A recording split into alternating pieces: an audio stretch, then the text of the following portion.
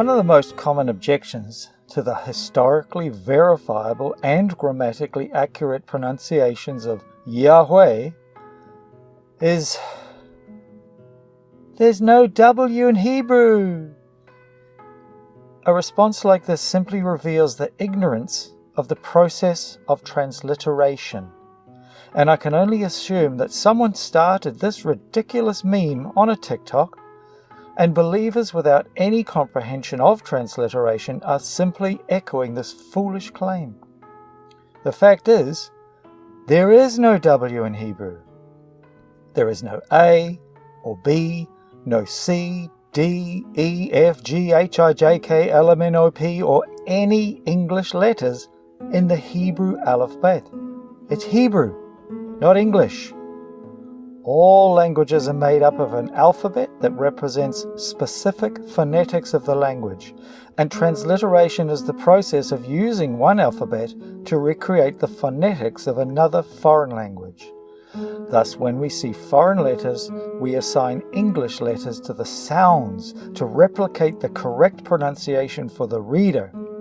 So even though there's no W in Hebrew, there most definitely is a W sound in Hebrew.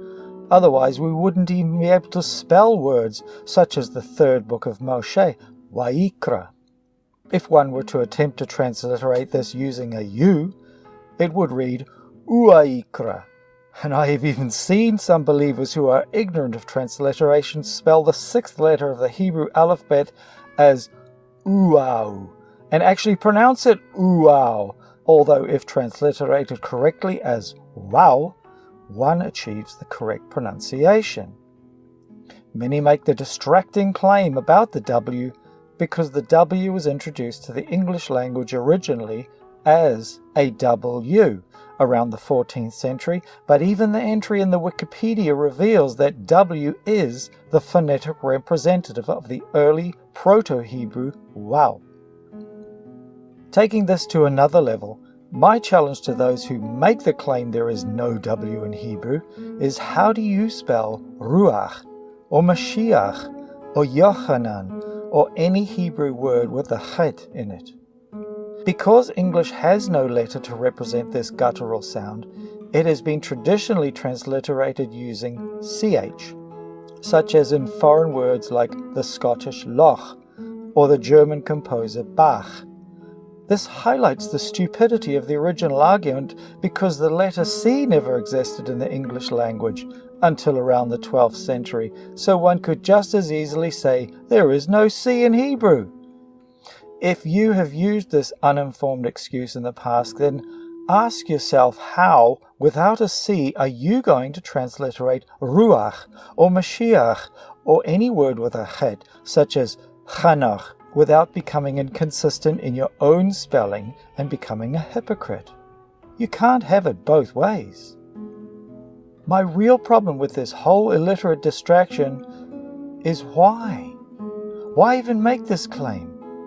There are multiple ways to transliterate words, and as an example, look at the Russian word Tsar, which is transliterated into English in multiple different ways, yet all pretty much spell the same word, and it doesn't really matter what letters you use as long as you're providing the reader with the best opportunity to pronounce the foreign word correctly. In regard to the name Yahweh, one could spell it Yahweh, but this leads most English speakers to pronounce it Yahuwah, which is wrong. You could use any variation, such as Yahweh, Yahweh, or even like the early Greeks and Latin, I-A-U-E, with 4 vowels, as it is in Hebrew. And in my country, where the majority of the population understand the Maori vowel system of A, E, I, O, U, almost everyone would pronounce this correctly. Yahweh. My assumption is that the enemy is using all this W in Hebrew nonsense to cause more confusion, because he knows how important it is to call on the name of Yahweh. If you are one of those that, despite the lack of historical support, decide to follow your emotion and call the Father Yahweh, please consider spelling it with a W instead of the U, because this terrible transliteration forces most English speakers to say Yahuwah, which not only sounds awful, but is grammatically incorrect. The name is comprised of 4 vowels, and enunciating a hu in the middle is adding a consonant, and Hebrew rules of grammar dictate that the emphasis is on the final syllable, Yahweh, or, if you choose, Yahweh. Again, Yahweh understands our ignorance and sometimes failed pronunciations, and is patient, overlooking much of our inabilities. And as I have said in the past, we're all like little kids trying to say Dada for the first time. But don't get distracted and led astray by illiterate arguments like this. Thank you for your time. Shalom.